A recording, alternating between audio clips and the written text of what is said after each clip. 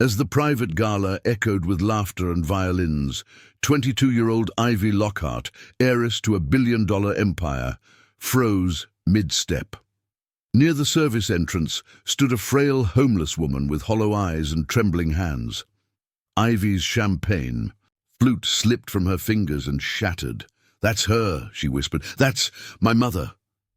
But what her billionaire father did next, it silenced the entire room. The gala was a celebration of power, polished silver, tailored tuxedos, and Ivy Lockhart, the glowing gem of the Lockhart name, draped in a shimmering pearl-white Versace gown. Cameras loved her. People admired her. But beneath the glamour, she felt like a puppet, posed, smiling, always under her father Malcolm Lockhart's thumb. It was supposed to be another glamorous evening, another photo op for the press.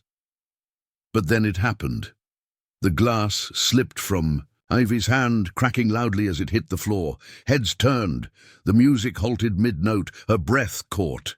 "Security," her father said coldly.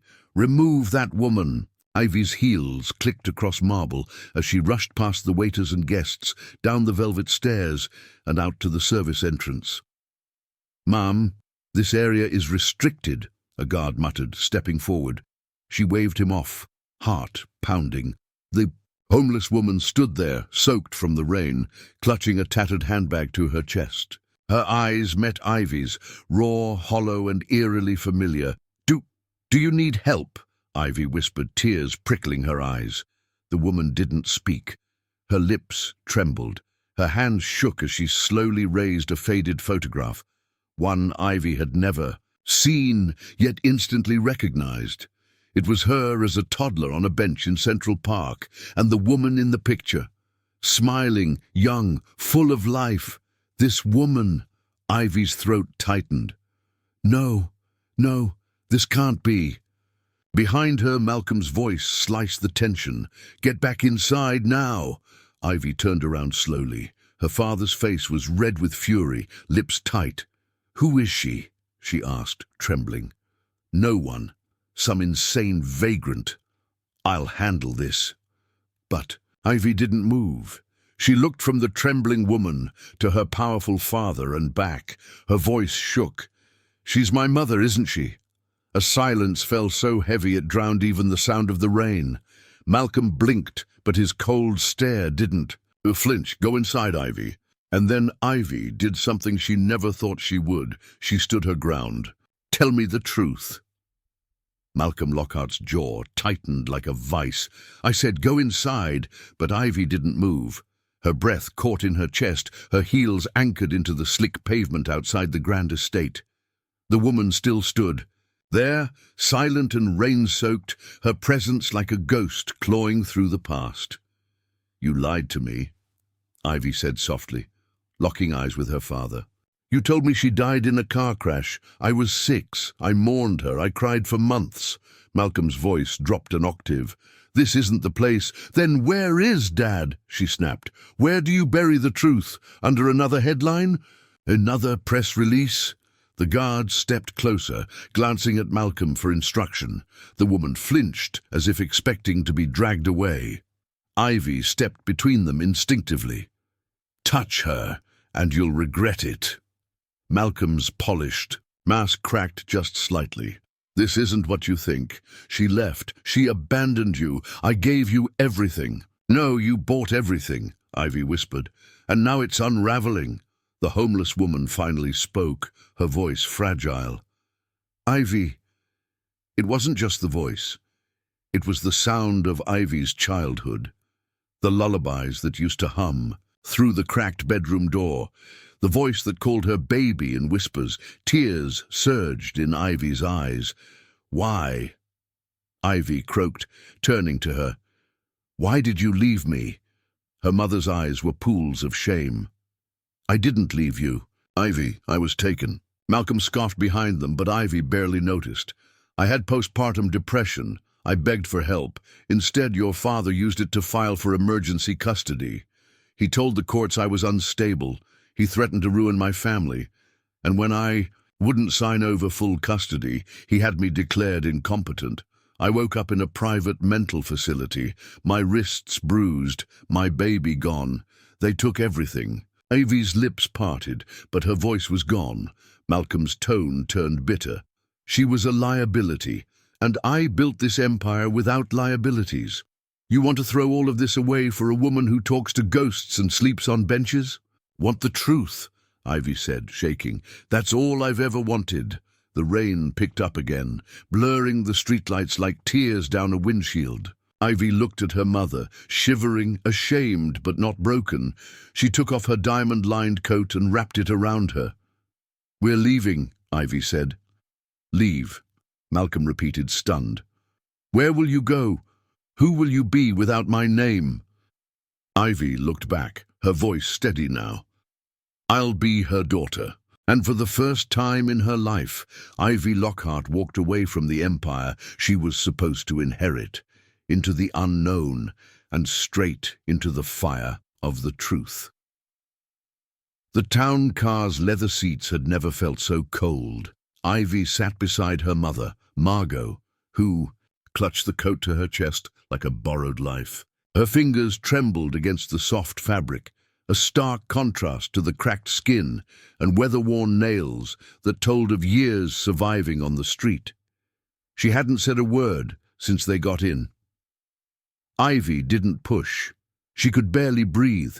The driver, stunned into silence by Ivy's demand to just drive anywhere that isn't here, eventually took them to a modest extended-stay hotel outside Manhattan. No paparazzi, no marble statues, no red carpet entrances, just quiet, and carpet that smelled faintly of old rain. Inside the room, Margot looked smaller somehow. She sat stiffly on the edge of the bed as if afraid she'd leave dirt behind. Ivy quietly walked into the bathroom, grabbed a warm towel, and knelt in front of her. You don't have to be ashamed, she said softly.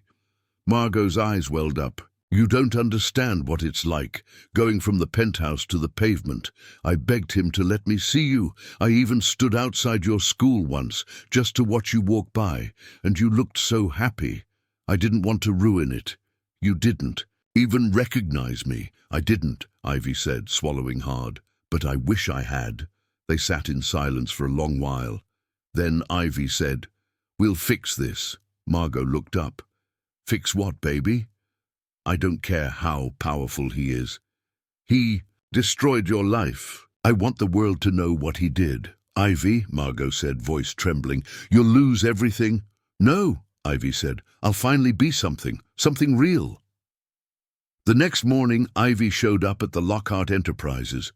Headquarters, not in pearls or couture, but jeans and a black blouse, hair tied back, no makeup. She carried only her phone and a flash drive.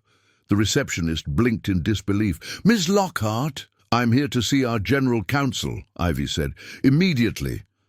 Inside the legal conference room, Ivy slid the flash drive across the table. I want everything reviewed. Custody papers, financial transactions, sealed medical files. I need to know what my father did, legally and illegally, and I want it airtight. The lawyer, Michael Grant, cleared his throat. With all due respect, Miss Lockhart, this could explode the company. Ivy leaned in. Good. Let it explode. Over the next week, Ivy transformed. She went quiet in public, but loud where it mattered. She hired a crisis PR consultant, quietly sold her personal shares in her father's holding company, carefully enough to avoid alerting him, and began shifting them into a separate trust in her name. She used her wealth like a scalpel, surgical, precise, painful, and most importantly, she sat down with her mother every night. Over microwaved soup and hotel waffles, Margot told her everything.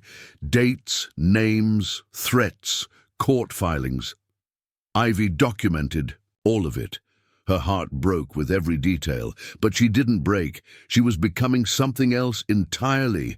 Not just a billionaire's daughter, not just a socialite, a daughter who had survived betrayal and was now planning justice. The news dropped on a Tuesday morning and hit like an earthquake. Malcolm Lockhart under investigation for forced institutionalization, custody fraud, and corporate coercion. The headline flashed across every major news outlet.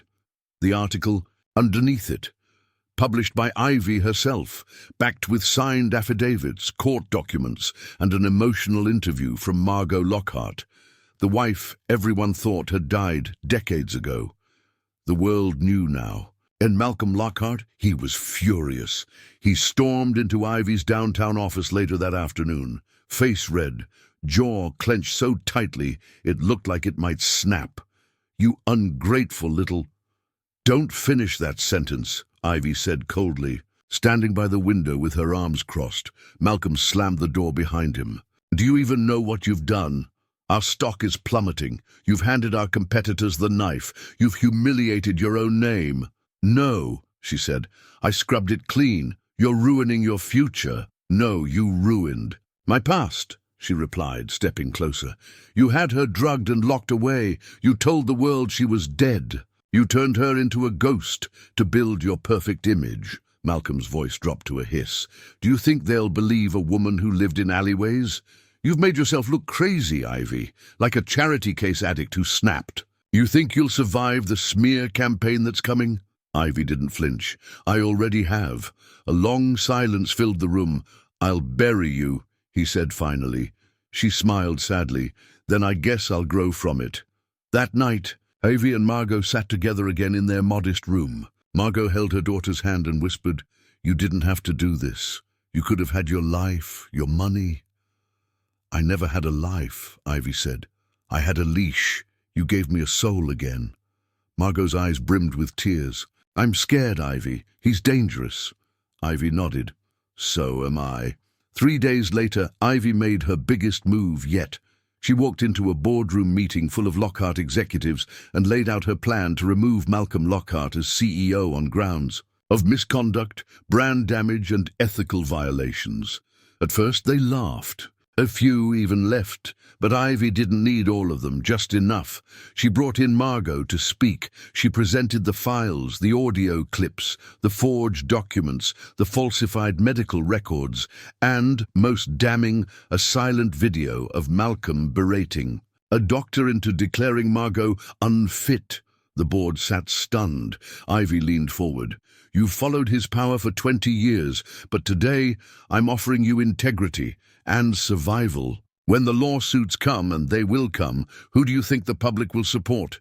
The tyrant or the daughter who stood up to him?" Silence. Then, slowly, one by one, hands raised. The motion passed. Malcolm Lockhart was removed. Back at the hotel, Ivy opened the door to find Margot standing by the window. She turned slowly, her eyes already wet. "He's really gone," she whispered. Ivy nodded. "He's done."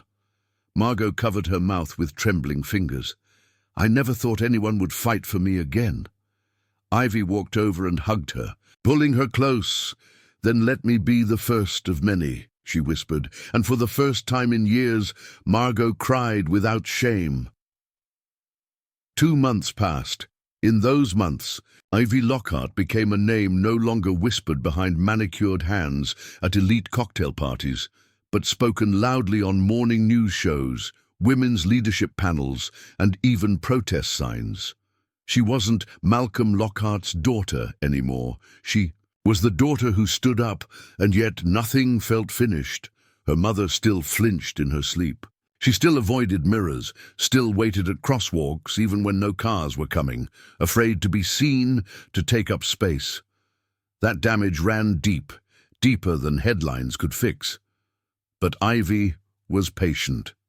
Every moment was another brick in rebuilding, a soul. One afternoon, Ivy asked her, "Do you want to see the estate?" Margot shook her head instantly. "No. I don't ever want to step foot in that house again." Ivy paused.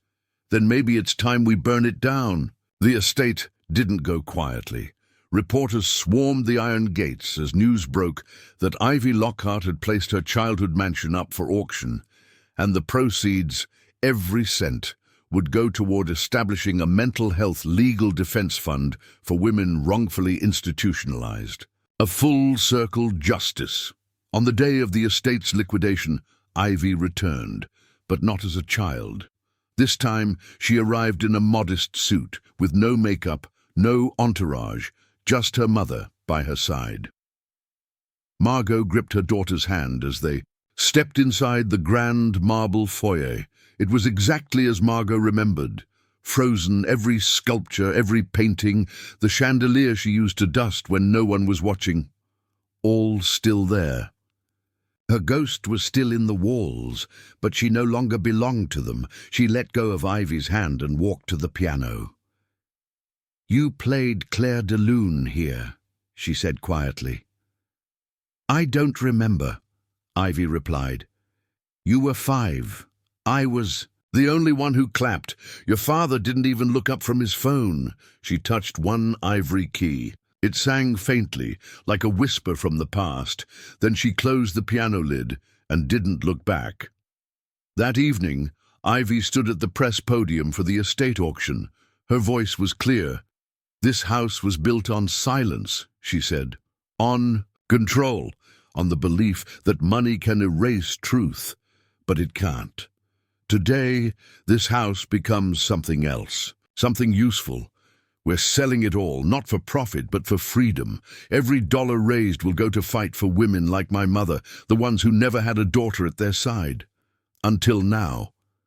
The room erupted in applause. Behind her, Margot wept silently, but not with pain, with peace. A week later, Ivy and Margot moved into a small townhome just outside of Hudson Valley.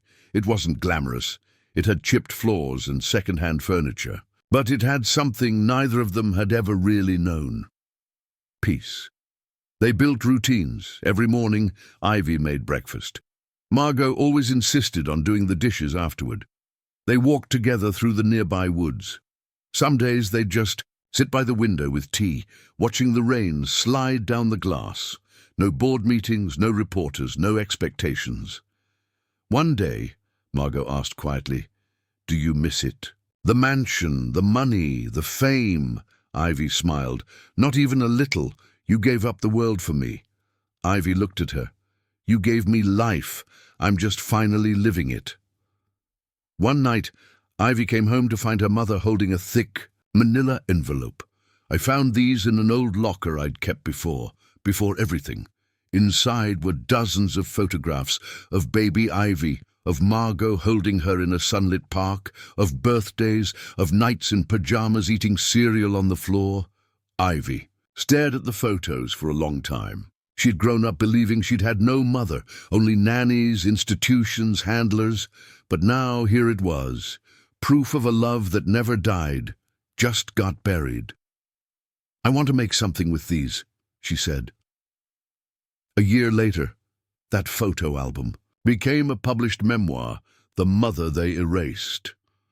In the end, Malcolm Lockhart did face consequences. Public pressure and legal scrutiny forced investigations. Several key executives turned on him.